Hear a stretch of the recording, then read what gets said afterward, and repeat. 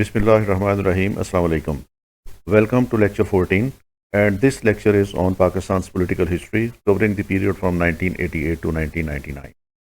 یہ وہ پیریڈ ہے جس میں بینظیر بھٹو صاحبہ اور میاں محمد نواز شریف صاحب نے دو بار حکومت کی، اور ان حکومتوں کو ٹینیور پورا نہیں کرنے دیا گیا اور یہ پری میچورلی یہ حکومتیں ڈسمس ہوتی رہیں۔ تو یہ آپ کے پولیٹیکل ہسٹری کا ایک ایسا پیریڈ ہے جس میں ہم پولیٹیکل انسٹیبلٹی دیکھتے ہیں، اور پولرائزڈ پالیٹکس جو تھی وہ اس دور میں عروج پہ رہی، اور اسٹیبلشمنٹ کا رول پولیٹیکل افیئرس میں بہت زیادہ نظر آتا ہے۔ اس دور میں جو 4 گورنمنٹس بنی، اس میں سب سے پہلے 1988 میں بینظیر بھٹو صاحبہ کی گورنمنٹ بنی، اور یہ 1988 کے اینڈ میں بنی، اور 99 میں اس کو ڈیسالو کر دیا گیا، اور اس میں پریزیڈنٹ غلام اسحاق خان نے آرٹیکل 58(2)B کا استعمال کرتے ہوئے اس گورنمنٹ کو ڈیسالو کیا۔ اس کے بعد الیکشن ہوئے، میاں نواز شریف صاحب کی حکومت آئی، یہ 90 میں آئی، اور یہ 93 میں اس حکومت کو بھی ختم کر دیا گیا، اور اس میں غلام اسحاق خان نے آرٹیکل 58(2)B استعمال کیا، گورنمنٹ کو ڈسمس کیا۔ میاں نواز شریف صاحب سپریم کورٹ میں گئے، اس ایکشن کو چیلنج کیا، اور اس کے نتیجے میں ان کی حکومت ریسٹور ہو گئی، لیکن اس ریسٹور ہونے کے 1 مہینے بعد اسٹیبلشمنٹ کے پریشر کی وجہ سے میاں صاحب نے ریزائن کیا، اور ساتھ ہی غلام اسحاق خان نے بھی ریزائن کر دیا۔ تو اس طرح میاں صاحب کی پہلی گورنمنٹ بھی پری میچورلی ڈسمس کر دی گئی۔ دوبارہ الیکشن ہوئے، محترمہ بینظیر بھٹو صاحبہ کی حکومت بنی، یہ 93 میں بنی، اور 96 میں یہ حکومت ختم ہو گئی، اور اس میں فاروق لغاری صاحب جو پاکستان پیپلز پارٹی کے لیڈر تھے، ان کو صدر بنایا گیا تھا کہ وہ حکومت کو پروٹیکٹ کریں گے، لیکن انہوں نے بھی اسٹیبلشمنٹ کے ساتھ مل کے آرٹیکل 58(2)B کا استعمال کرتے ہوئے محترمہ بینظیر بھٹو صاحبہ کی حکومت کو، جو دوسری حکومت تھی، اس کو بھی انہوں نے ڈیزالو کر دیا۔ اس کے بعد پھر الیکشن ہوئے، 97 میں میاں نواز شریف صاحب کی حکومت آئی، اور 99 میں ان کی حکومت کو ڈسمس کیا گیا، اور مشرف صاحب نے جو اس وقت کے چیف آف آرمی اسٹاف تھے، انہوں نے ملٹری ٹیک اوور کیا۔ تو اس طرح 1988 سے لے کے 1999 تک 4 گورنمنٹس آئیں۔ محترمہ بینظیر بھٹو صاحبہ کی حکومت 2 بار آئی، اور 2 بار ہی میاں نواز شریف صاحب کی حکومت آئی، اور یہ چاروں گورنمنٹس جو تھیں وہ اپنا ٹینیور پورا نہیں کر سکیں، اور اس سے پہلے ہی ڈیزالو ہو گئیں، اور اس ریزولوشن کے پیچھے کسی نہ کسی طریقے سے اسٹیبلشمنٹ کا ہاتھ تھا، جو کبھی پریزیڈنٹ کے ساتھ مل کے انہوں نے اس کو ڈیزالو کیا، اور کبھی انہوں نے اس کو ملٹری ٹیک اوور آخر میں ہوا۔ تو اس طریقے سے یہ 4 حکومتیں ختم ہوئیں۔ تو یہ بہت انٹرسٹنگ پیریڈ ہے پاکستان کی پالیٹکس کا، جس میں ہم پولیٹیکل انٹرفیئرنس بہت زیادہ دیکھتے ہیں، اسٹیبلشمنٹ کا بڑا پرو ایکٹیو رول دیکھتے ہیں، اور اس کے بعد political polarisation between PMLN and PPP دیکھتے ہیں۔ تو آئیں آج کا لیکچر شروع کرتے ہیں۔ شروع کرنے سے پہلے اگر آپ نے میرا چینل سبسکرائب نہیں کیا تو اس کو سبسکرائب کر لیں، اور اگر آپ کو یہ ویڈیو پسند آئے تو اس کو لائک ضرور کریں، اپنے فرینڈس کے ساتھ شیئر بھی کریں۔ تو آئیں شروع کرتے ہیں آج کا lecture, Pakistan's political history from 1988 to 1999۔ اس سے پہلے لیکچر میں آپ کو بتا چکا ہوں کہ on 29 May 1988 prime minister Junejo was dismissed by president Zia over charges of incompetence and economic stagflation and immediately called for new general election. تو ضیاء الحق صاحب نے جو 1985 میں نان پارٹی بیسس پہ الیکشن کرائے تھے، اس کے نتیجے میں جنیجو صاحب کی گورنمنٹ بنی تھی، تو ضیاء صاحب نے جنیجو صاحب کی گورنمنٹ کو 29 مئی 1988 کو انہوں نے ڈسمس کر دیا، اور انہوں نے نئے الیکشن کا اعلان کر دیا۔ لیکن general Zia ul Haq was killed in a plane crash near Bahawalpur on 17 August 1988۔ Ghulam Ishaq Khan who was chairman Senate took over as acting president۔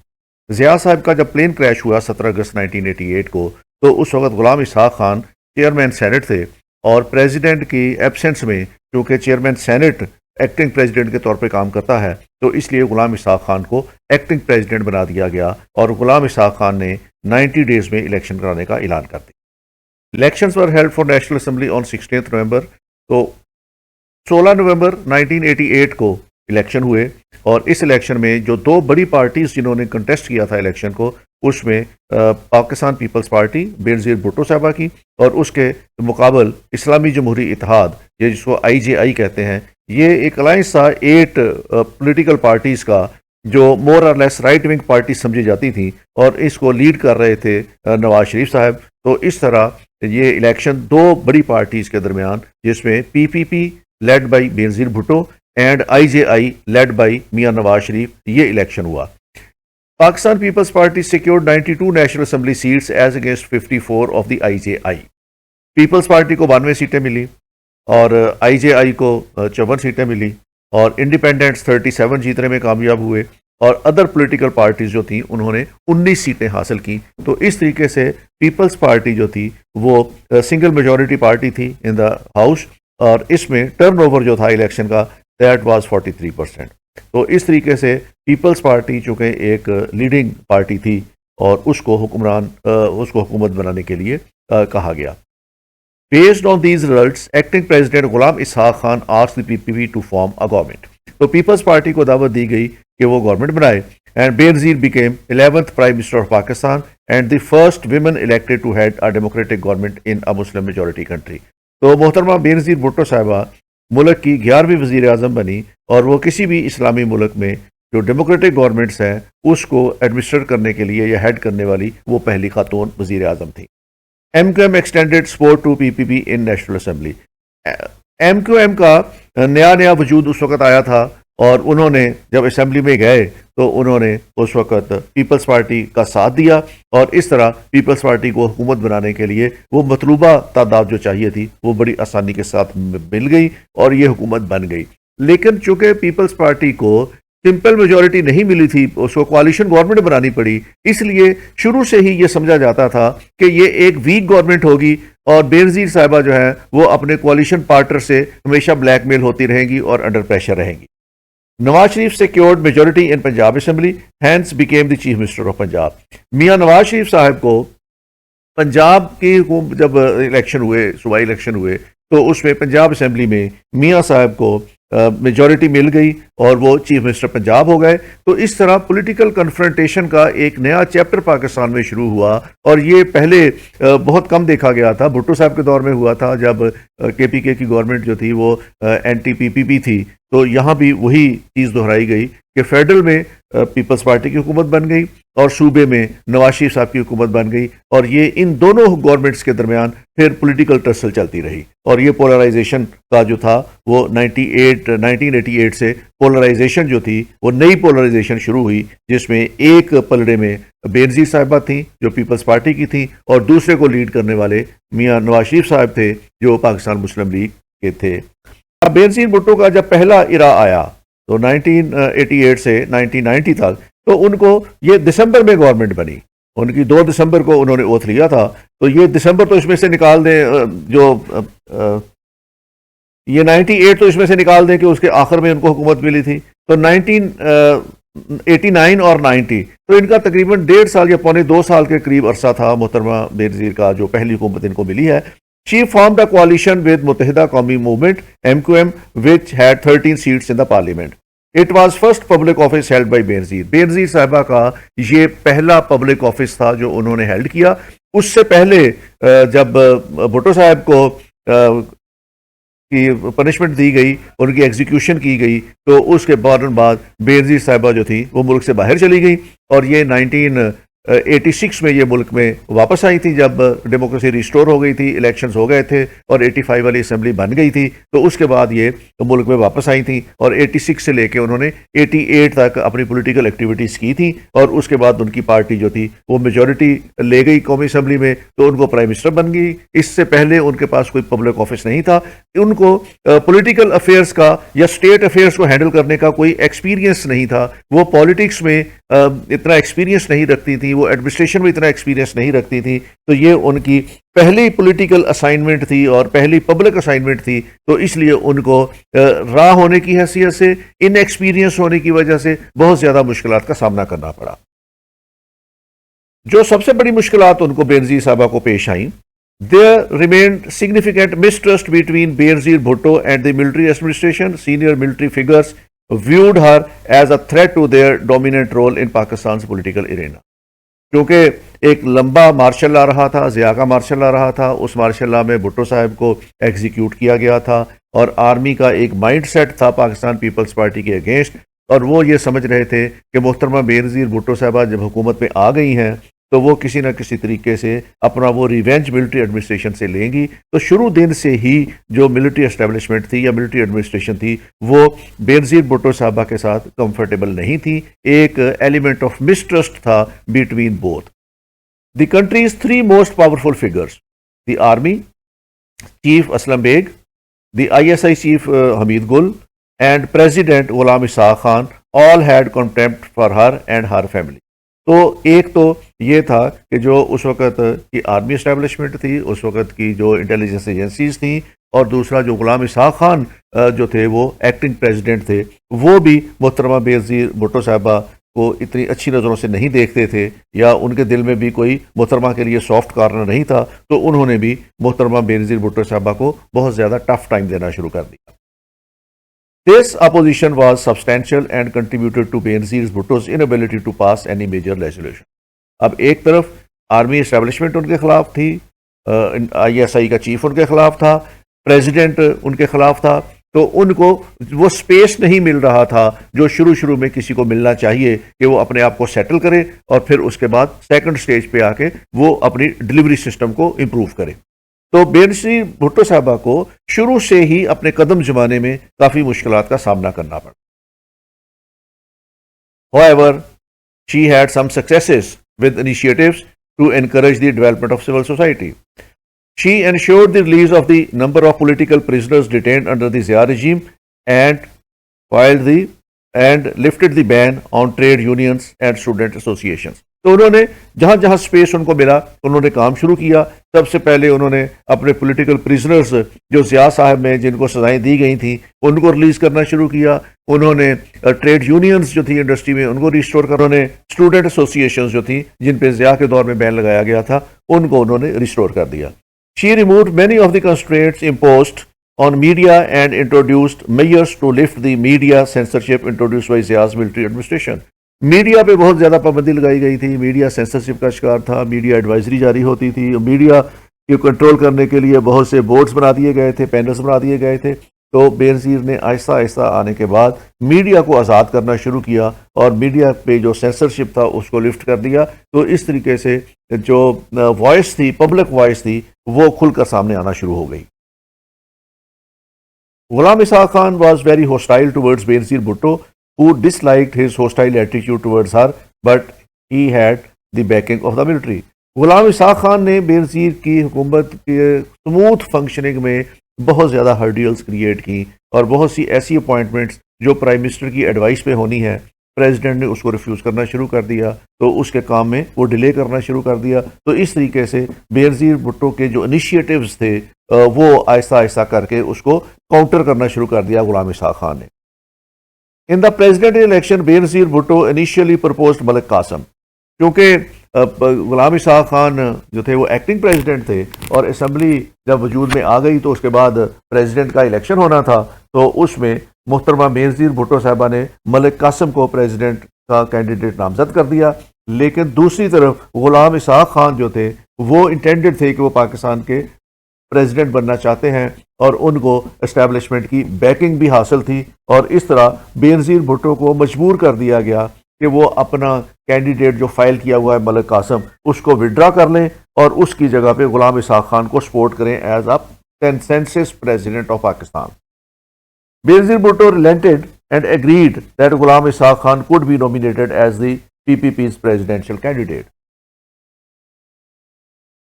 اس طرح غلام اسحاق خان جو تھے وہ پاکستان کے صدر بن گئے اور انہوں نے اوتھ لے لیا as president. At that time Punjab province was under the control of Nawaz Sharif as provincial chief minister. اب صورتحال یہ ہوئی کہ chief of the army staff, ISI کا چیف اور پریزیڈنٹ غلام اسحاق خان اور پنجاب کے چیف منسٹر نواز شریف, یہ انہوں نے اپنا وزن ایک پلڑے میں ڈال دیا اور بینظیر جو تھی اس کو آئسولیٹ کر دی. اب ون پرسن اگینسٹ آل دی آڈز والی سچویشن کریٹ ہو گئی, اور بینظیر کو کہیں اسٹیبلشمنٹ کی مخالفت کا سامنا کرنا پڑتا تھا, کسی جگہ جوڈیشری کی مخالفت کا سامنا کرنا پڑتا تھا, کسی جگہ پریزیڈنٹ کی مخالفت کا سامنا کرنا پڑتا تھا, اور سب سے بڑا فیکٹر جو یہ تھا کہ وہ پنجاب میں جو چیف منسٹر پنجاب تھے نواز شریف صاحب کی صورت میں اس کو یہاں پہ پولیٹیکل جو ہے اس کی مخالفت کا سامنا کرنا پڑ رہا تھا. Both Nawaz Sharif and Benazir Bhutto attempted to remove the other from the power. تو وہاں پہ ایک پاور ٹسل چلی, اور اس پاور ٹسل نے نواز شریف نے اپنا پنجاب کا اسٹرانگ بیس یوز کرتے ہوئے بے نظیر کو ڈسلوج کرنے کی کوشش کی، اور بے نظیر نے اپنا فیڈرل گورنمنٹ کا پریشر ایکسرٹ کر کے نواز شریف صاحب کو وہاں سے ڈسلوج کرنے کی کوشش کی۔ تو دونوں پولیٹیکل پارٹیز نے اپنے پورے مسل فلیکس کیے تاکہ ایک دوسرے کو نیچا دکھا سکیں اور ایک دوسرے کو سیاست سے آؤٹ کر سکیں۔ In April 1989, opposition parties organized a parliamentary no confidence vote in Benazir Bhutto's leadership, but it was defeated by 12 votes.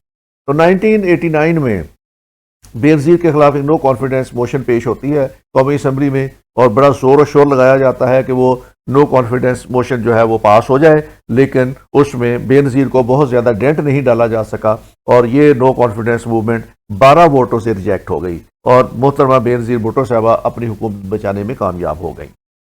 Benazir Bhutto claimed that many National Assembly voters had been bribed to vote against her۔ تو اس وقت بڑا شور مچا تھا کہ میاں صاحب جو ہیں انہوں نے کچھ ایم این ایز کو خریدا ہے، اور اس کو خرید کے وہ بینظیر بھٹو کی گورنمنٹ کو ڈسلوج کرنا چاہتے ہیں۔ تو یہ ہارس ٹریڈنگ کا لفظ پہلی بار پاکستان کی سیاست میں اس وقت دیکھنے میں ملا جب بینظیر بھٹو کے خلاف 1989 میں نو کانفیڈنس موشن اسمبلی میں پیش کی گئی، اور پہلی بار پاکستان کی ہسٹری میں یہ سننے میں ملا کہ ایم این ایز کو بھی برائب کیا جا سکتا ہے یا برائب کیا جا رہا ہے۔ ڈیورنگ دس پیریڈ، بینظیر صاحبہ کا جو پہلا پیریڈ تھا 1988 سے لے کے 1999 تک کا، during this period establishment was at the driving seat on security issues.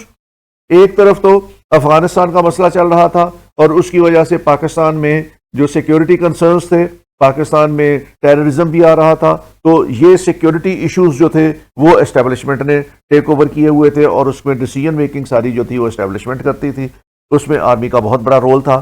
Foreign policy پہ چونکہ 11 سال تک ضیاء صاحب کی حکومت رہی تھی، اور انہوں نے فارن پالیسی جو تھی وہ ضیاء صاحب کی سرپرستی میں ہمیشہ ملٹری اسٹیبلشمنٹ بناتی تھی، تو اس پہ بھی انہوں نے اپنا انفلوئنس جاری رکھا، اور پاکستان فارن پالیسی کے بہت سے اینگل ایسے تھے جن میں اسٹیبلشمنٹ کی مونوپلی کریٹ ہو چکی تھی، اور بہت سا سپیس جو تھا وہ اسٹیبلشمنٹ نے کنکر کیا ہوا تھا، اور اسٹیبلشمنٹ وہ اپنا سپیس چھوڑنے کے لیے تیار نہیں تھی۔ افغانستان کے ایشو پہ تمام تر جو معاملات تھے وہ ملٹری اسٹیبلشمنٹ کے پاس تھے، کشمیر کے بارے میں جو معاملات تھے وہ ملٹری اسٹیبلشمنٹ کے پاس تھے۔ گورنمنٹ کے پاس صرف یہ تھا کہ ایک اسمبلی میں ایک کشمیر کمیٹی بنا دیں، اور اس کشمیر کمیٹی کو جو کام دے دیں کہ انہوں نے کس طریقے سے میڈیا کو انگیج رکھنا ہے۔ جو پالیسی اصل بنتی تھی کشمیر کے بارے میں وہ آرمی اسٹیبلشمنٹ بناتی تھی۔ اسی طریقے سے پاکستان کا نیوکلیر پروگرام جو تھا وہ بھی پورے کا پورا ملٹری اسٹیبلشمنٹ کے کنٹرول میں تھا، اور سویلین کنٹرول کو اس کی بالکل آگاہی نہیں تھی کہ وہ کیا چیزیں ہو رہی ہیں اور کیسے چیزیں ہو رہی ہیں۔ تو یہ پیریڈ جو بنتا ہے 1988 سے لے کے 99 تک کا، جس میں بینظیر بھٹو صاحبہ کی حکومت رہتی ہے، اس میں اسٹیبلشمنٹ ڈرائیونگ سیٹ پہ رہی ہے، اور اس نے پولیٹیکل معاملات میں یا کسی اور معاملات میں پالیسی میکنگ میں انہوں نے پارلیمنٹ کو اس طرح کی پاورز نہیں دی جو 1973 کے کانسٹیٹیوشن کے اندر پارلیمنٹ کی پاور ہوتی ہے۔ Benazir triad therefore parliament of Benazir Bhutto had a very little say in these issues۔ تو بھٹو صاحب کی جو پارلیمنٹ تھی بینظیر بھٹو صاحبہ کی، اس کے پاس بہت کم سپیس تھا ان ایشوز کے اوپر پارلیمنٹ میں بیٹھ کے پالیسی بنانے کا۔ Benazir tried to establish cordial relations with Indian leadership and he was accused of terminating support to the Sikh separatists۔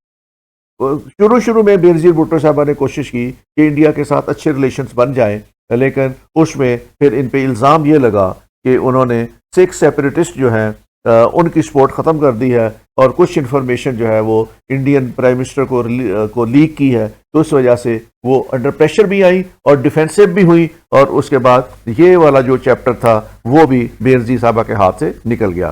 She also visited USA and Saudi to muster their support in her favor۔ انہوں نے سعودی عرب کا دورہ کیا، اور انہوں نے امریکہ کا دورہ کیا، اور اس وقت پاکستان پہ سینکشنز لگ رہی تھیں نیوکلیر پروگرام کی وجہ سے، تو یہ چاہتی تھی کہ ان سینکشنز پہ بات کی جائے امریکہ کے ساتھ، اور امریکہ کے ساتھ اچھے کارڈیل ریلیشنز قائم کیے جائیں، اور جو پیپلز پارٹی کے پہلے دور میں بھٹو کے دور میں جو ٹسل چلی تھی بٹوین بھٹو اینڈ دی امریکہ، اس کا اثر بھی زائل کرنا چاہتی تھی، اور یہ امریکہ کے ساتھ کارڈیل ریلیشنز رکھنا چاہتی تھی، تو اس لیے انہوں نے USA کا وزٹ بھی کیا۔ یہ ساری چیزیں جب چل رہی تھیں تو اس میں جو ٹرننگ پوائنٹ آتا ہے بینظیر کی اس پہلی حکومت میں، that was the M Q M. In 1989, MQM left Benazir Bhutto's coalition government. The MQM then joined other voices in calling for a general strike to protest Bhutto's government.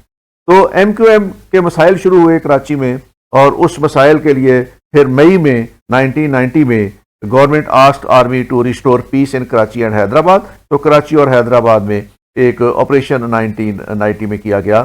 The unemployment labor strikes began to take place which halted and jammed the economic wheel of. اس operation کی وجہ سے، اور چونکہ کراچی ویسے بھی economic hub ہے، وہاں پہ کنٹینیوس سٹرائکس ہونے کی وجہ سے اور وہاں پہ جو اکنامک ایکٹیویٹیز ہیں ان کے کلوز ہونے کی وجہ سے ایک معاشی بحران ملک کے اندر آیا. And Bhutto was unable to solve these issues due to the cold war with the president. اور چونکہ بینظیر بھٹو کے خلاف بہت سی لابیز کام کر رہی تھی، تو ان لابیز کے ہوتے ہوئے بینظیر بھٹو صاحبہ ان ایشوز کو ایڈریس نہیں کر سکیں، اور ملک جو ہے وہ ایک معاشی بحران اور سیاسی بحران کی طرف چلا گیا.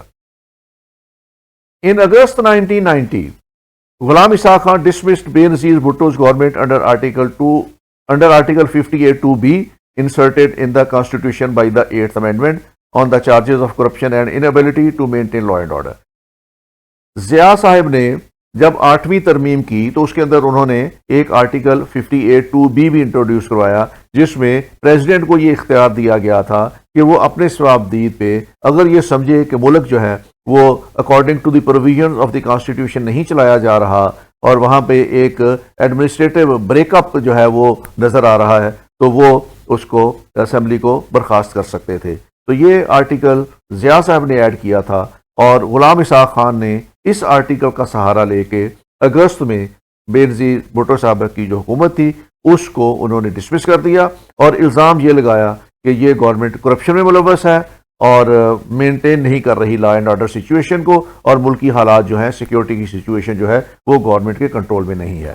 تو یہ الزام لگا کے انہوں نے اس کو ڈسمس کر دیا بینظیر کی گورنمنٹ کو.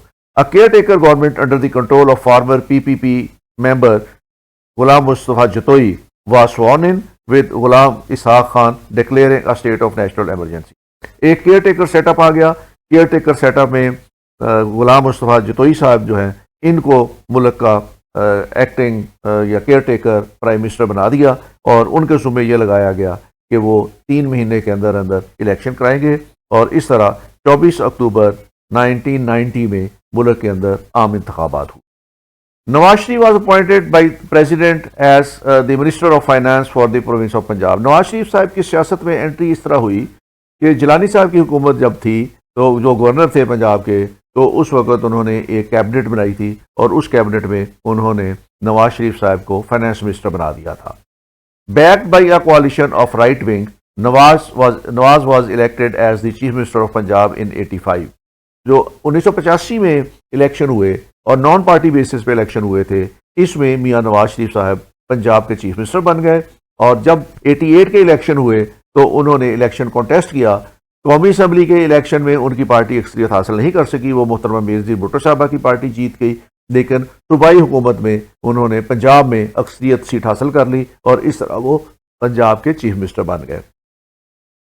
نواز شریف lead IJI secured 104 and Benazir led PDA won 45 seats in the general election held in 1990. 1990 میں جو الیکشن ہوئے وہ چونکہ بینظیر کو اقتدار سے ہٹایا گیا تھا، اور اسٹیبلشمنٹ اس وقت جو تھی وہ ان کے خلاف تھی، اور اس طرح نواز شریف صاحب کو ایک فری ہینڈ مل گیا اس الیکشن میں. تو ان کی جو اسلامی جمہوری اتحاد تھا اس نے 107 سیٹیں حاصل کر لیں، اور محترمہ بینظیر بھٹو کی جو پاکستان ڈیموکریٹک الائنس تھا اس کو اس میں 45 سیٹیں ملی. تو اس طرح میاں نواز شریف صاحب کی پارٹی اکثریتی پارٹی بن گئی قومی اسمبلی کے اندر، اور 6 نومبر 1990 کو Nawaz Sharif was elected as the 12th prime minister securing 153 votes. تو 6 نومبر کو جو پرائم منسٹرز کے الیکشن ہوئے اس میں نواز شریف صاحب کو 153 ووٹ اسمبلی سے ملے، اور وہ ملک کے 12ویں وزیر اعظم بن گئے. Nawaz introduced an economy based on privatisation. اب نواز صاحب جو آئے انہوں نے آتے ہی جو ضیاء الحق صاحب کی پالیسیز تھیں ان پہ عمل کرنا شروع کر دیا، اور انہوں نے سب سے پہلے تو پرائیویٹائزیشن کا پروسیس شروع کیا، اور پرائیویٹائزیشن کا پروسیس جو تھا یہ بالکل اینٹی تھا جو ذوالفقار علی بھٹو کی نیشنلائزیشن پالیسی تھی۔ تو پہلا دور جو تھا نواز شریف کا، اس میں اکانومی جو تھی وہ بیس کرتی تھی دو چیزوں کے اوپر، پہلی پرائیویٹائزیشن اور دوسری لبرلائزیشن، کہ اسٹیٹ کی انٹرفیئرنس جو ہے وہ اس میں انڈسٹری میں کم سے کم ہو، ٹریڈ میں کم سے کم ہو، اکانومی میں کم سے کم ہو۔ اور انہوں نے پہلی جو فیز تھی اس میں انہوں نے بینکس کو اور انڈسٹریز کو پرائیویٹائز کرنا شروع کر دیا۔ He legalized foreign money exchange to be transacted through private money exchangers. He also improved the nation's infrastructure and spurred the growth of digital telecommunication. تو شروع میں آ کے کیونکہ وہ ان کے جو بیک گراؤنڈ تھی وہ ایک انڈسٹریلسٹ کی تھی، اس لیے انہوں نے ایسے اقدامات شروع کیے جس سے انڈسٹری کو تھوڑا سا بوسٹ ملنا شروع ہو گیا، اور ملک کی اکانومی جو تھی وہ تھوڑی سی بہتر ہونا شروع ہو گئی۔ Nawaz challenged former chief of army staff general Mirza Aslam Beg over the 1991 Gulf. Nawaz Sharif کا تھوڑا سا اختلاف فوج کے ساتھ، وہ اسٹیبلشمنٹ نے ان کے لیے ایک رستہ کلیئر کیا تھا جس کی وجہ سے وہ پرائم منسٹر کے عہدے تک پہنچے تھے، لیکن ان کے تھوڑے سے اختلافات اسلم بیگ سے بھی ہوئے۔ Under the direction of Aslam Beg, Pakistan armed forces participated in Operation Desert Storm and the army was deployed to Saudi Arabia to provide security for the Saudi royal family.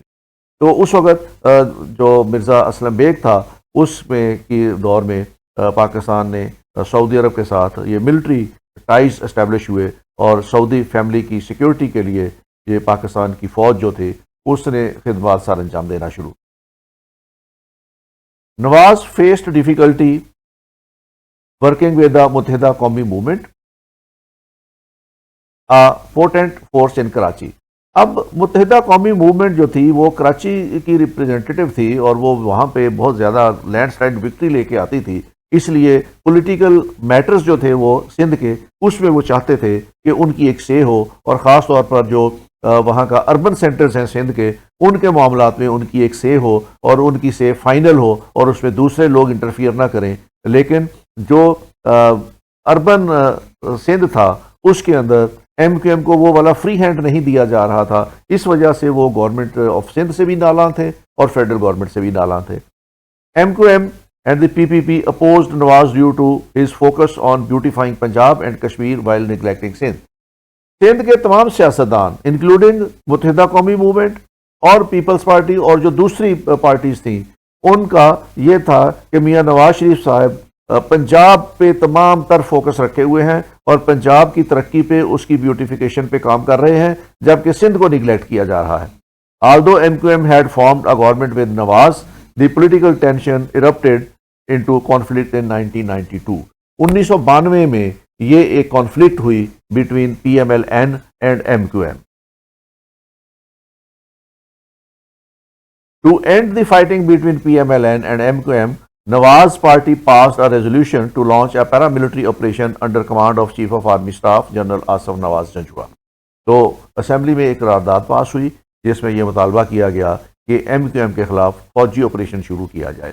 Violence erupted in Karachi in 1992 and brought the economy to a halt۔ تو 1992 میں پھر ایک operation شروع ہوا، اور اس operation کی وجہ سے کراچی پھر ایک بار اسی طرح کے تشدد میں چلا گیا، اسٹرائک میں چلا گیا، وائلنس میں چلا گیا، اور اس وائلنس کی وجہ سے پاکستان کی اکانومی جو تھی، کیونکہ کراچی اکنامک ہب تھا، اس لیے اس کے اثرات پاکستان کی اکانومی پر پڑنا شروع ہو گئے۔ دوسرا بڑا پریشر جو نواز شریف کی پہلی گورنمنٹ میں آیا، اور وہ بے نظیر کی گورنمنٹ میں بھی آیا تھا، that was the Pakistan nuclear programme. Nawaz made the nuclear weapons and energy program one of his top priorities. This resulted in a nuclear crisis with the United States, which tightened its embargo on Pakistan in December 19۔ بے-نظیر کی حکومت جیسے ہی گئی تو اس میں پھر embargo Pakistan پہ اوپر شروع ہو گیا، کیونکہ پاکستان نے اپنا نیوکلیئر پروگرام جو تھا اس پہ امریکن ڈکٹیشن لینے سے انکار کیا تھا، تو اس سے پھر substantial economic aid and halt the countries uranium enrich programme. Pressure یہ تھا کہ پاکستان اپنا یورینیم انریچمنٹ پروگرام جو ہے اس کو ختم کرے، تو اس پہ پھر پاکستان پہ سینکشنز آ گئیں، ایمبارگوز لگ گئے اور اس سے پھر ہماری اکانومی کو اور زیادہ مزید نقصان پہنچا. اوپر سے یہ کراچی کے حالات خراب ہو گئے, اس سے اکانومی جو تھی وہ ہماری وہ کافی ڈپریشن میں چلی. نواز شریف کے ایک اور اختلافات ہوئے. نواز شریف had developed serious issues of authority with President Ghulam Ishaq Khan, and on 18th April, Khan used his powers 58(2)(b to dissolve the National Assembly and appointed Mr. Mir Berkshir Mazari as interim Prime Minister. اب غلام اسحاق خان صاحب نے اپنی authority use کی تھی بے نظیر کے against بھی, اور بہت سی ان کی جو recommendation as a prime minister کے طور پر بھیجی گئی تھی اس کو انہوں نے اپروو کرنے سے انکار کیا تھا. اسی طرح انہوں نے اپنی اتھارٹی ایکسرسائز کرنے کی کوشش کی نواز شریف کے خلاف. اس سے نواز شریف کے اختلافات غلام اسحاق خان سے پیدا ہوئے, اور غلام اسحاق خان نے جو حربہ بے نظیر کے خلاف استعمال کیا تھا ان کی گورنمنٹ کو ڈسمس کرنے کا, وہی حربہ انہوں نے نواز شریف کے خلاف بھی استعمال کیا, اور ان کی اسمبلی جو تھی وہ 58(2)(b آرٹیکل کے تحت اسی طرح کے الزامات جس طرح کے بے نظیر کے خلاف لگے تھے اسی طرح کے الزامات لگا کے انہوں نے نواز شریف کی حکومت کو بھی ڈسمس کر دیا. Nawaz Sharif challenge the dissolution at the supreme court of Pakistan. On 26th May, the Supreme Court ruled 10-1 that the presidential order was unconstitutional, that the president could dissolve the assembly only if a constitutional breakdown had occurred, and that the government's incompetency or corruption was irrelevant. 11 ججوں نے یہ case سنا, supreme court کے 11 ججوں نے, اور ان میں سے 10 ججوں نے کہا کہ پریزیڈنٹ کا یہ کام جس کے ذریعے انہوں نے اسمبلی توڑی ہے یہ انکانسٹیٹیوشنل ہے. انہوں نے کہا کہ پریزیڈنٹ کو اسمبلی ڈیزالو کرنے کا اختیار صرف اس صورت میں ہے جب کانسٹیٹیوشنل بریک ڈاؤن ہو جائے. تو جس سرکمسٹانسز میں پریزیڈنٹ نے اسمبلی ڈیزالو کی ہے اس میں کوئی کانسٹیٹیوشنل بریک ڈاؤن نہیں تھا. جو الزامات لگائے ہیں انکمپیٹنس کے یا کرپشن کے وہ ارریلیونٹ ہیں, اور ان الزامات کے تحت اسمبلی کو ڈیزالو نہیں کیا جا سکتا. تو اس طرح انہوں نے نواز شریف کی حکومت کو ریسٹور کر دیا. لیکن چونکہ ایک ٹسل چل رہی تھی between the prime minister and the establishment, تو اس ٹسل کو ختم نہیں کیا جا سکا اور اس میں اضافہ ہوتا گیا, اور issues of authority continued. President کے درمیان اور پرائم منسٹر کے درمیان اختیارات کی جنگ جاری رہی, اور اس کا نتیجہ یہ نکلا کہ ان جولائی 1993 سپریم کورٹ کے ری اسٹیٹ ہونے کے 1.5 مہینے کے بعد یہ جولائی 1993 کو under pressure from the establishment Nawaz Sharif resigned under an agreement that also removed president Khan from power. تو ایک اس وقت اسٹیبلشمنٹ میں ایک فیصلہ ہوا, اور پریشر بہت تھا اسٹیبلشمنٹ کی طرف سے میاں صاحب کے اوپر ریزائن کرنے کا. میاں صاحب نے کہا کہ میں ریزائن اس صورت میں کروں گا اگر پریزیڈنٹ بھی ساتھ ریزائن کرے. تو اسٹیبلشمنٹ نے پھر اس کا یہ حل نکالا کہ نواز شریف صاحب نے بھی استعفیٰ دے دیا اور غلام اسحاق خان نے بھی استعفیٰ دے دیا. دونوں سیٹیں خالی ہو گئیں اور انہوں نے ایک انٹرم ایڈمنسٹریشن بنا دی, اور اس کے بعد پھر 3 مہینے کے اندر انتخاب کرانے کا فیصلہ ہوا. An interim and transitional government was formed, and parliamentary elections were held after 3 months on 6 October 1993. Assembly dissolve ہو گئی, صوبائی اسمبلیاں بھی ڈیزالو ہو گئی, اور ایک انٹرم گورنمنٹ بنا دی گئی, اور اس انٹرم گورنمنٹ کے ذمہ یہ کام لگا کہ وہ 6 اکتوبر 1993 کو ملک کے اندر عام انتخابات کروائیں. تو اس طرح میاں صاحب کی پہلی گورنمنٹ جو تھی وہ بھی اسٹیبلشمنٹ کے ساتھ کلیش کی صورت میں, مس انڈرسٹینڈنگ کی صورت میں, کانفلکٹ کی صورت میں وہ ان کی حکومت ختم ہو گئی, اور اسٹیبلشمنٹ نے اس دور کے دوسرے وزیر اعظم کو بھی گھر بھیج. اس کے بعد general elections were held. PPP 186, PMLN secured 72, hence Benazir became prime minister for the second time. Benazir کو عددی اکثریت حاصل ہو گئی, تو وہ بےنظیر صاحبہ جو تھی وہ ملک کی پھر دوبارہ پرائم منسٹر بن گئی. On November 13, Farooq لغاری a PPP leader was elected as 8th president of Pakistan. اب چونکہ پریزیڈنٹ کی سیٹ بھی خالی ہو گئی تھی تو پریزیڈنٹ بنانا تھا, تو بےنظیر صاحبہ نے اپنے سب سے قابل اعتماد پولیٹیکل ممبر کو جو ان کی پارٹی کا تھا فاروق خان لغاری صاحب, ان کو انہوں نے صدر نامزد کر دیا اور وہ ملک کے 8ویں صدر بن گئے.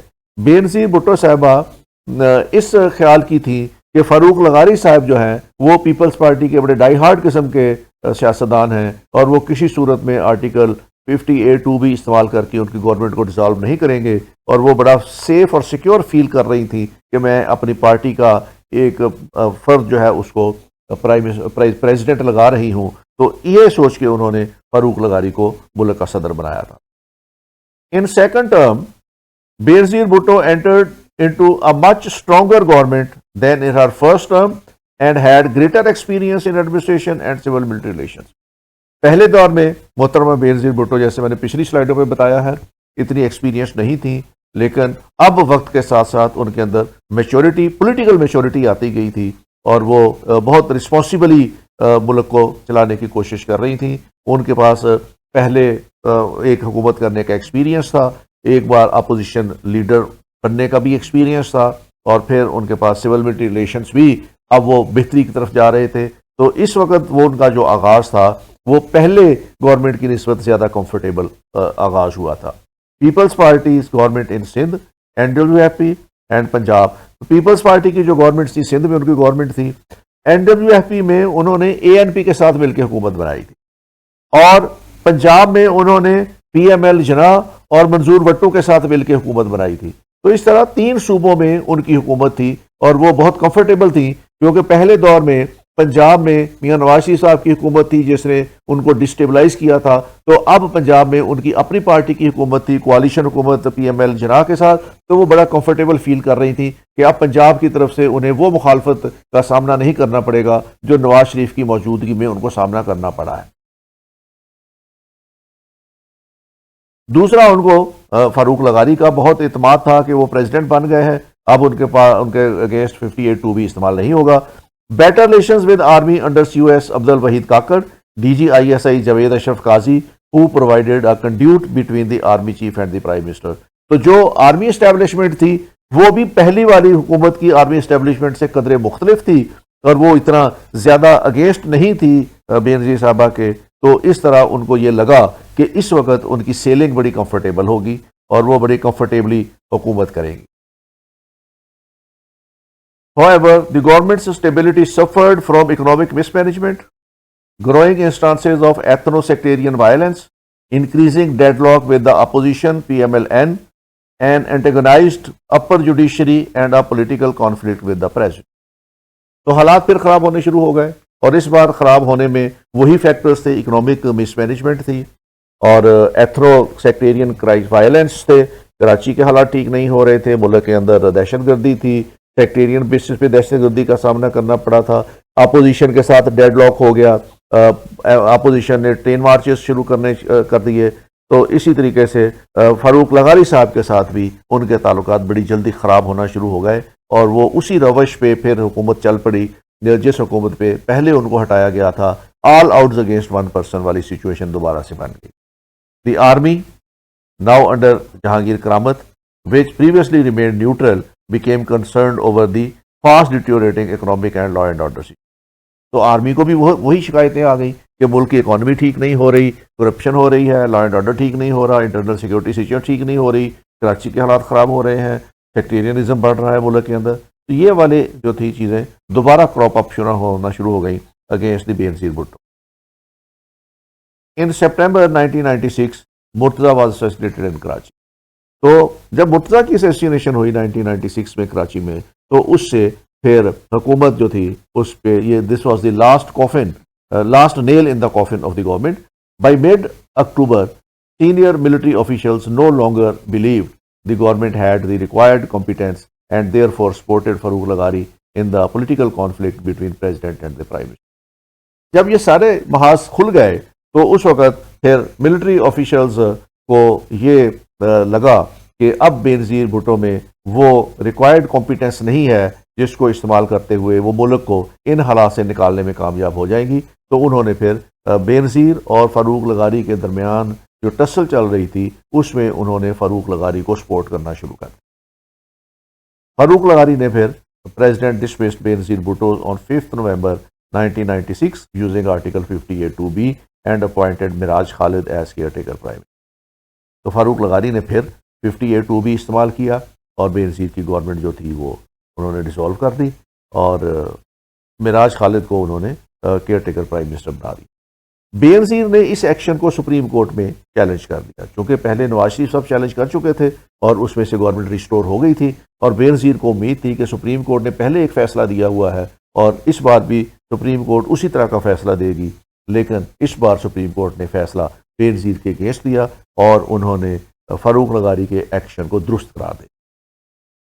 تو اس طرح بے نظیر کی دوسری حکومت بھی جو تھی وہ ڈیزالو ہو گئی اور آرٹیکل 58(2)B استعمال کیا گیا۔ اب پھر الیکشن ہوئے، elections were held on 3rd February 1997. PMLN secured 137 seats and Nawaz Sharif became Prime Minister for the second term on 17 February 1997. چونکہ بے نظیر کو اقتدار سے ہٹایا گیا تھا، اس لیے اس کے دوبارہ اقتدار میں آنے کا کوئی امکان نہیں تھا، تو جب الیکشن ہوئے تو اس وقت میاں صاحب کی جو پارٹی تھی اس نے 137 سیٹیں جیت، اور یہ اوور ویلمنگ میجورٹی تھی جو ان کو ملی۔ اب اس میں national assembly was composed of an overwhelming majority support to the Nawaz Sharif government, while the People's Party opposition led by Benazir Bhutto formed a weak minority opposition of only 18 seats. تو اس کو 18 سیٹیں تھی صرف بے نظیر کے پاس، جب وہ حکومت میں جب وہ اپوزیشن میں بیٹھی تو بے نظیر کے پاس صرف 18 سیٹیں تھیں اور نون لیگ جو تھی اس کے پاس 137 سیٹیں تھیں۔ تو اس طرح 18 سیٹیں as compare to P M L as 137 seats, تو یہ کوئی کمپیریزن ہی نہیں تھا، اور میاں صاحب کو سمپلی باقی جماعتیں ساتھ مل گئی تو میاں صاحب کو 2/3 میجورٹی مل گئی۔ جب حکومت بنانے کی باری آئی تو نواز had formed an alliance with MQM which fell apart following the assassination of حکیم سعید۔ میاں صاحب نے پہلے دور میں MQM کے خلاف ایک آپریشن کیا تھا، اور اس کے بعد اس آپریشن کے نتیجے میں میاں صاحب کی جب حکومت گئی تو MQM نے پھر محترمہ بے نظیر کا ساتھ دیا۔ اب جب میاں صاحب کی دوبارہ حکومت بنی دوسری مرتبہ تو MQM نے پھر دوبارہ میاں نواز شریف کا ساتھ دیا، لیکن حکیم سعید کی جب اسیسینیشن ہوتی ہے کراچی میں تو پھر PMLN میں اور MQM میں اختلافات پیدا ہوتے ہیں، اور اس اختلافات کے نتیجے میں Nawaz removed the MQM from the parliament and assumed control of Karachi while MQM was forced underground۔ تو ایک شدت آتی ہے پھر دوبارہ ان کے خلاف آپریشن میں۔ This led Nawaz to claim an exclusive mandate of Sindh، Balochistan, north west Kashmir and Punjab. تو ایک ایسا وقت آیا تھا جب نواز شریف کی فیڈرل گورنمنٹ بھی تھی اور تمام صوبوں میں بھی اس کی حکومت تھی، تو اس طریقے سے وہ آل ان آل ہو گئے پاکستانی پالیٹکس میں، and he emerged as the most powerful prime minister اس وقت کے۔ یہ جو 1988 سے لے کے 1999 تک کا جو ایرا ہے اس میں میاں نواز شریف کی جو سیکنڈ ٹرم ہے پرائم منسٹر کی، ہی واز پاورفل دین اس کے پہلے جو اس کے دور تھے، تو اس پاورفل پرسنالٹی کے طور پہ اس دور میں میاں صاحب سامنے۔ اب اپنی جو اکثریت تھی ان کو اسمبلی میں اس کو استعمال کرتے ہوئے میاں صاحب نے Nawaz government amended the constitution, 13ویں امینڈمنٹ آئی اس میں، to restrict the power of the president to dismiss government, جو آرٹیکل 58(2)B ایڈ کیا گیا تھا ضیاء کے دور میں 8ویں ترمیم کے تحت، جس کے تحت پہلے پرائم منسٹرز کی حکومتیں گھر بھیجی جا رہی تھیں۔ نواز شریف صاحب نے آئین سے اس آرٹیکل کو نکال دیا، اور نکالنے کے بعد وہ اس بات پہ خوش ہو رہے تھے کہ اب کوئی صدر ان کی جو اسمبلی ہے یا اس کی جو پرائم منسٹر ہے اس کو ڈسمس نہیں کرے گا۔ اس کے بعد انہوں نے ایک 14ویں ترمیم بھی آئین میں پاس کی جس کے ذریعے فلور کراسنگ جو تھی اس پہ پابندی لگا دی گئی۔ Nawaz emerged as the most powerful elected prime minister in the country. ایک تو 13ویں ترمیم ہو گئی جس کے تحت پریزیڈنٹ کی پاور ختم کر دی گئی ٹو ڈیزالو دی اسمبلی۔ 14ویں ترمیم میں فلور کراسنگ کی اجازت نہیں تھی تاکہ ان کے بندے جو ہیں وہ پارٹی کے اگینسٹ نہیں جا سکیں گے۔ پھر انہوں نے جب پریزیڈنٹ فاروق لغاری کا ٹائم ختم ہوا تو اس کے بعد انہوں نے رفیق تارڑ صاحب کو پریزیڈنٹ بنا دیا، تو وہ رفیق تارڑ صاحب بھی ان کے ہینڈ پکڈ تھے اور ان کے پاس 58(2)B کی پاور بھی نہیں تھی، تو میاں صاحب یہ سمجھ رہے تھے کہ انہوں نے اپنے رستے کے تمام کانٹے جو ہیں وہ نکال دیے ہیں اور اس طرح وہ اپنا ٹینیور 5 سال کا پورا کرنے میں کامیاب ہو جائیں۔ نواز popularity peaked in May 1998 after conducting the country's first nuclear weapon test in response to test by India۔ 1998 کی مئی میں 28 مئی کو نواز شریف صاحب کی حکومت نے نیوکلیئر ٹیسٹ کیا تو اس سے ان کی پاپولیرٹی اور بڑھ گئی، تو اس طریقے سے میاں نواز شریف صاحب سمجھ رہے تھے کہ اب وہ پاکستان میں اپنا ٹینیور پورا کریں گے اور ان میں عوام میں پذیرائی ہے اور ان کے رستے کی تمام رکاوٹیں دور ہو گئیں. When Western countries suspended foreign aid, Nawaz froze the country's foreign currency reserves and economic conditions worsened. جب نیوکلیئر ٹیسٹ ہوا تو اس کے نتیجے میں سینکشنز لگی تو اس سے پاکستان کی اکانومی کو تھوڑے نیگیٹو جو ہے وہ امپیکٹ آنا شروع ہوئے. The country became embroiled in conflict and Nawaz long standing relationship with the military establishment fell apart so that by mid 1999 few approved of his policy. ایک تو فوج کے ساتھ میاں صاحب کے تعلقات پھر خراب ہو گئے. تھوڑے اچھے پوائنٹ ہیں جن پہ انہوں نے اچھے کام کیے ہیں اس دور کے اندر. ایک تو انہوں نے M2 موٹر وے اس دور میں بنی. دوسرے مسلم ورلڈ کے ساتھ ان کے تعلقات اچھے ہو گئے. سعودیہ کے ساتھ تعلقات اچھے ہو گئے. UAE کے ساتھ بڑے اچھے تعلقات اسٹیبلش ہو گئے. چائنا کا انہوں نے وزٹ کیا, چائنا کے ساتھ اچھے تعلقات ہو گئے. یورپین یونین کے ساتھ اچھے تعلقات بنانے میں کامیاب ہو گئے. پاکستان کی ٹریڈ کو تھوڑی سی بہتری ملنی شروع ہو گئی. In 1998, India and Pakistan made an agreement recognizing the principle of building an environment of peace and security and resolving all bilateral conflicts. تو اٹل بہاری واجپئی جو تھے وہ 99 میں پھر پاکستان کا وزٹ کیا انہوں نے, اور یہ وہ دور تھا 1998 میں جب پاکستان نے انڈیا کے ساتھ بائی لیٹرل جو ہے وہ نیگوشیشن سے شروع کی, اور اس کے جو تھے وہ 7-8 اس کا ایجنڈا پوائنٹس تھے. اس کے بعد 19 فروری 99 کو اٹل بہاری واجپئی نے دورہ کیا لاہور کا, اور اس میں انہوں نے ایک باقاعدہ کمیونیک جاری کیا, ایک انہوں نے پریس ریلیز جاری کیا. اس کے نتیجے میں 1998 میں جو ڈائیلاگ پاکستان اور انڈیا کے ہوئے ان کو کمپوزٹ ڈائیلاگ کہا جاتا ہے. اس سے ایک امید نظر آئی کہ اب پاکستان اور انڈیا اپنے اختلافات میوچلی ڈائیلاگس کے ذریعے جو ہے وہ ریزالو کر لیں گے. تو اس طریقے سے انڈیا کے ساتھ جو سیکنڈ ٹینیور تھا میاں صاحب کا, اس میں انہوں نے سیریسلی کوشش کی کہ انڈیا کے ساتھ تعلقات بہتر ہو جائیں. Nawaz enjoyed extremely cordial relations with the Pakistan arm forces. شروع میں ان کے فوج کے ساتھ بہت اچھے تعلقات تھے. However, it became strained when Chief of Army Staff General Jahangir Karamat advocated for the National Security Council. National security council کے بنانے پہ میاں صاحب کے اور کرامت کے اختلافات ہوئے. فوج چاہتی تھی نیشنل سیکیورٹی کونسل بنائی جائے اور اس میں آرمی آفیسرز کو بھی رکھا جائے, اور میاں صاحب کا ویو پوائنٹ یہ تھا کہ نیشنل سیکیورٹی کونسل نہیں بننی چاہیے, اور اس میں اگر آرمی آفیسرز آ گئے تو پھر ان کی سے ہوگی اور اس میں پولیٹیشینز جو ہیں وہ سائڈ لائن ہو جائیں گے, اور آرمی جو ہے اس فورم کو استعمال کرتے ہوئے اپنی تمام باتیں جو ہے وہ منوا لے گی, تو ان کو ایک اپر ہیج حاصل ہو جائے گا آن دا پولیٹیکل ایڈمنسٹریشن. تو میاں صاحب جو تھے وہ اس کو بنانے کی فیور میں نہیں تھے. In October 1998, 3 months before the end of his term, Karamat was forced to resign. Nawaz promoted General Pervez Musharraf to replace Karamat. تو اس طرح یہ ایک چینج ہوئی اور یہ کرامت کو ٹینیور پورا نہیں کرنے دیا گیا اور ان کی جگہ پرویز مشرف صاحب کو لگا دیا گیا. The simultaneous conflict in the Kargil war with India and Afghanistan civil war turned public opinion against Nawaz and his policies. Kargil کا انسیڈنٹ ہوا, اور کارگل کا انسیڈنٹ جیسا بھی ہوا, جو کچھ بھی کارگل کے انسیڈنٹ میں ہوا, اس کا تمام ملبہ جو تھا وہ میاں صاحب کی گورنمنٹ پہ آ گیا اور میاں صاحب کو اس کا ذمہ دار ٹھہرا دیا گیا. فوج نے میاں صاحب پہ تمام الزام لگا دیا کہ کارگل کی رسپانسبلٹی جو ہے وہ میاں صاحب کے اوپر آتی ہے. تو اس ایشو پہ جو ہے وہ اختلافات پرویز مشرف کے اور میاں صاحب کے انتہا کو پہنچ گئے, اور میاں صاحب نے ایک بڑا بولڈ سٹیپ لیا اور انہوں نے 12 اکتوبر 99 کو attempt to remove Musharraf and replace him with general Ziauddin Butt. انہوں نے مشرف صاحب کو ریموو کر دیا اور اس کی جگہ جنرل ضیاء الدین بٹ کو انہوں نے چیف آف آرمی اسٹاف لگا دیا. مشرف صاحب اس وقت سری لنکا گئے ہوئے تھے, ان کی ایبسنس میں یہ سارا کام ہوا.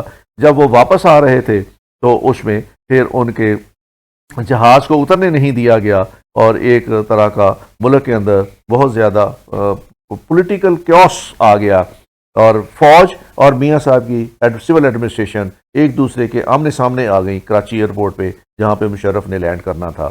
تو اس میں ان حالات میں army took over the country and ousted Nawaz Sharif administration. تو آرمی نے ٹیک اوور کر لیا, نواز شریف کی حکومت ختم کر دی. Nawaz was taken to Adiala jail for trial by a military جج.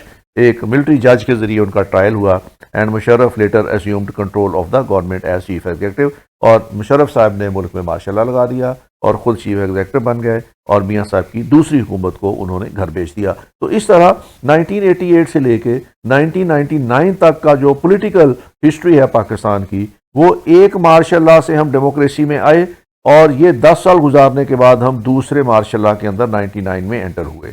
تو اس کا آغاز بھی مارشل لا کے ختم ہونے سے ہوا اور اس کا انجام جو ہے وہ مارشل لا لگنے سے ہوا۔ The military placed Nawaz Sharif on trial for kidnapping, attempt murder, hijacking and terrorism and corruption۔ تو اس پہ بے تحاشا لمبی لسٹ تھی، چارج شیٹ تھی نواز شریف کے اوپر جو لگائی گئی۔ In a speedy trial, the military court convicted Nawaz and gave him a life sentence. Under an agreement facilitated by Saudi Arabia, Nawaz was placed in exile for next 10 years and agreed not to take part in politics in Pakistan۔ تو جب ان کو سزا ہو گئی تو اس وقت سعودی عربیہ ان کا guarantor بنا اور انہوں نے پھر اس کو 10 سال کے لیے ایگزائل میں بھیج دیا اور یہ سعودی عرب میں چلے گئے۔ Nawaz travel to Jeddah Saudi Arabia where he was taken to a residence managed by the Saudi government, اور یہ سعودی گورنمنٹ کے مہمان بن کے رہے اور پھر انہوں نے اگلے 10 سال تک سیاست میں حصہ نہیں لیا۔ 99 سے لے کے اگلے جب الیکشن ہوتے ہیں 2007 والے، جس میں بینظیر صاحبہ کی اسیسینیشن کے بعد جو حالات ہوتے ہیں، اس وقت تک انہوں نے پھر سیاست میں حصہ نہیں لیا۔ اس طرح 99 میں وہ پولیٹیکل جرنی جو 1988 سے شروع ہوئی تھی وہ ختم ہوتی ہے اور اس کے بعد اگلے 9 سال کے لیے ملک میں دوبارہ مارشل لا لگ جاتا۔ اگر اس پورے ٹینیور کو سم اپ کریں تو ایک تو restoration of democracy after Zia's martial law ایک بار بڑی مشکل سے ریسٹور ہوتی ہے، اس میں ایم آر ڈی کی موومنٹ ہے، اس میں پیپلز پارٹی کے جیالوں نے بہت صعوبتیں برداشت کی تو ریسٹور ہوگی ڈیموکریسی۔ لیکن یہ ایرا جو بھی ہے 1988 سے 99 تک کا، یہ ایرا پولیٹیکل انسٹیبلٹی کا رہا۔ اس عرصے میں 4 حکومتیں آئیں اور کوئی حکومت بھی اپنا ٹیور پورا نہیں کر سکی، اور تمام حکومتیں جب بھی ہٹائی گئیں ان کے اوپر ایک ہی طرح کے الزامات لگائے گئے۔ ان کے لیے اکانومی کو ٹھیک نہیں کر سکے، وہ کرپشن کے ایلیمنٹ سے ان کے اوپر انیفیشنسی کے الزامات لگے، تو اس طرح کر کے یہ پولیٹیکل انسٹیبلٹی رہی اور کوئی بھی مستحکم حکومت نہیں بن سکی۔ جو حکومتیں بھی بنی وہ مور اور لیس کوalition گورنمنٹس تھیں، اور اس میں چھوٹی پولیٹیکل پارٹیز جو تھیں وہ کبھی وہ ان ہو جاتی تھیں تو حکومتیں بن جاتی تھیں، کبھی وہ آؤٹ ہو جاتی تھیں تو حکومتیں جو ہے وہ کلیپس کر جاتی تھیں۔ تو ان کو چھوٹی پولیٹیکل پارٹیز کو بھی یوز کیا گیا اسٹیبلشمنٹ کی طرف سے بڑی پولیٹیکل پارٹیز کو ٹیم کرنے کے لیے۔ تو یہ ایرا جو ہے یہ پولیٹیکل انسٹیبلٹی کا ایرا سمجھا جاتا ہے، اور اس پولیٹیکل انسٹیبلٹی میں زیادہ رول جو پلے کیا وہ اس وقت کے پریزیڈنٹس نے کیا، جنہوں نے آرٹیکل 58(2) کا بے دریغ استعمال کیا اور گورنمنٹس کو انہوں نے گھر بھیجا۔ دوسرا بڑا جو پہلو اس کے ساتھ اٹیچ ہوتا ہے that was it was an era of political polarisation. اس میں دونوں جو پارٹیز تھیں ان کی حکومتیں 2 بار گئیں، لیکن اس کے باوجود یہ دونوں پارٹیز ایک دوسرے کو برداشت کرنے کے لیے تیار نہیں۔ بینظیر صاحبہ کی حکومت جب پہلی آئی تو اس کو ڈی سٹیبلائز کرنے میں میاں صاحب نے ایڑی چوٹی کا زور لگا دی، اور جب میاں صاحب کی حکومت آئی تو اس کو ڈی سٹیبلائز کرنے میں بینظیر صاحبہ نے ایڑی چوٹی کا زور لگا دی۔ دوسری گورنمنٹ جب بینظیر کی آئی تو اس کو ڈی سٹیبلائز کرنے کے لیے پھر میاں صاحب جو ہے انہوں نے اپنا پاور بیس یوز کیا۔ تو لانگ مارچز ہوتے رہے، ٹرین مارچز ہوتے رہے، ایک دوسرے کو ڈی سٹیبلائز کرتے رہے۔ اس میں پولیٹیکل پولرائزیشن میں اور پولیٹیکل انسٹیبلٹی میں کراچی کا بہت بڑا رول رہا اور ایم کیو ایم کا بڑا رول رہا کہ ان کے خلاف آپریشن ہوا، اکانومی جو ہے اس کو بہت زیادہ نقصان رول رہا۔ کراچی میں لا اینڈ آرڈر سچویشن کا بہت رول رہا، اس میں ٹیررزم کا بہت رول رہا، افغانستان سے جو چیزیں انفلکس ہوا ٹیررزم کا پاکستان میں اس کا بہت رول رہا۔ تو یہ پولیٹیکل انسٹیبلٹی اور پولیٹیکل پولرائزیشن کے بہت سے فیکٹر تھے جو 1988 سے لے کے 99 تک جنہوں نے پاکستانی پولیٹکس کو انفلوئنس کیا۔ دوسرا ہم یہ دیکھتے ہیں کہ یہ عرصہ جو ہے 1988 سے لے کے 99 کا اس میں اسٹیبلشمنٹ کا پولیٹیکل افیئرز میں بہت زیادہ رول نظر آتا ہے، اور بڑی ایفیکٹیولی جو اسٹیبلشمنٹ ہے اس نے پولیٹکس میں اپنا رول پلے کیا۔ پولیٹیکل انجینئرنگ کی بات ہوتی رہی، اس میں آئی ایس آئی کے رول کی بات ہوتی رہی، آئی جے آئی کو فنڈنگ کی بات ہوتی رہی، اور اس میں بینظیر صاحبہ کی طرف سے ایک ٹرم کوائن کی گئی انجینئرڈ الیکشن جو ہے وہ ہوتے رہے، تو بہت سے کرٹیسزم ہوا اسٹیبلشمنٹ پہ ایک حکومت کو گرانے میں اور اگلی حکومت کو لانے میں، حکومت گرانے کے لیے رستہ کیسے ہموار کرنا ہے اور نئی حکومت کو لانے کے لیے کیسے رستہ ہموار کرنا ہے، تو اسٹیبلشمنٹ کا رول اس میں بڑا کریٹیکل رہا اور بہت زیادہ کرٹیسائز بھی ہوا۔ Military in the driving seat on security and foreign policies, martial law جب 1988 میں ختم ہوا ضیاء صاحب کی ڈیتھ کے بعد، تو اس کے بعد بھی ملٹری کا رول ختم نہیں ہوا۔ ملٹری کا رول رہا افغانستان کے ایشو میں، ملٹری کا رول رہا کشمیر کے ایشو میں، ملٹری کا رول رہا پاکستان کی فارن پالیسی کو بنانے میں اور کشمیر پالیسی کو بنانے میں، یو ایس اے کے ساتھ کیسے ریلیشنز اسٹیبلش کرنے ہیں۔ تو جو ڈیسیجن میکنگ تھی یا پالیسی میکنگ تھی، اس کا محور ہمیشہ اس عرصے کے اندر وہ ملٹری رہی ہے اور ملٹری اسٹیبلشمنٹ رہی ہے۔ تو جو پارلیمنٹ تھی وہ پالیسی میکنگ کا گو سب سے بڑا ادارہ ہے، لیکن وہ بیک سیٹ پہ رہی اور ملٹری اسٹیبلشمنٹ پالیسی میکنگ میں، اور اس کا رول جو تھا اس عرصے میں ہم دیکھتے ہیں بہت زیادہ رہا۔ 8ویں ترمیم جو تھی اس نے بہت زیادہ ڈیمیج کیا اس عرصے کی پالیٹکس کو، 1988 سے لے کے 99 کی کو۔ اس میں بینظیر صاحبہ کی پہلی حکومت ڈیزالو کی گئی اس آرٹیکل کے تحت، میاں صاحب کی پہلی حکومت ڈیزالو کی گئی اس آرٹیکل کے تحت، لیکن سپریم کورٹ نے اس کو ریسٹور کر دیا۔ بینظیر صاحبہ کی دوسری حکومت جو تھی وہ آرٹیکل 58(2)B کے استعمال سے اس کو ختم کیا گیا۔ تو جب یہ پھر 13ویں ترمیم آئی، اس میں سے آرٹیکل 58(2)B کو نکالا گیا، تو تب جا کے اس کا یوز، یا دوسرے لفظوں میں آپ کہیں مس یوز، اس کا ختم ہوا۔ ادروائز 8ویں کانسٹیٹیوشنل امینڈمنٹ جو تھی وہ ایک نائٹ میئر تھی for the political parties. The era culminated in the form of Musharraf's martial law. تو ایک مارشل لا سے لے کے دوسرے مارشل لا تک کا سفر ہم نے اس عرصے میں کیا، 98 سے لے کے 99 میں۔ ایک مارشل لا کی جو قباحتیں تھیں وہ ختم نہیں ہوئی تھیں ان 10 سالوں میں، کہ اگلے 10 سال کے لیے ہم دوبارہ ایک اور مارشل لا میں چلے گئے، اور اس مارشل لا لگنے میں جہاں پہ اور بہت سے فیکٹر ہیں، وہاں پہ پولیٹیکل پارٹیز کا آپس میں ایک دوسرے کے خلاف پولرائزڈ پالیٹکس میں اس حد تک آگے چلے جانا ہے کہ وہ ایک دوسرے کا وجود برداشت کرنے کے لیے تیار نہیں۔ تو اس سے پاکستان کے سیاستدانوں نے پھر بھی کوئی سبق نہیں سیکھا، اور اس کے بعد جب مشرف کے بعد کا جو ایرا آتا ہے اس میں پھر ہم دیکھتے ہیں کہ اسی طریقے سے پولیٹیکل پولرائزیشن زوروں پہ رہی ہے۔ تو یہ تھا آج کا ہمارا لیکچر، جس میں ہم نے 1988 سے لے کے 1999 کی پاکستان کی پولیٹیکل ہسٹری کو ڈسکس کیا۔ اس کے اگلا لیکچر جو ہوگا ہمارا، وہ ہم مشرف ایرا پہ بات کریں گے، جو 1999 سے لے کے 2008 تک کا ایرا ہے۔ اگر آپ کو یہ لیکچر پسند آیا ہے تو اس کو لائک ضرور کریں اور اپنے فرینڈ کے ساتھ شیئر بھی کریں۔ اگلے لیکچر تک کے لیے thank you very much, take care, خدا حافظ۔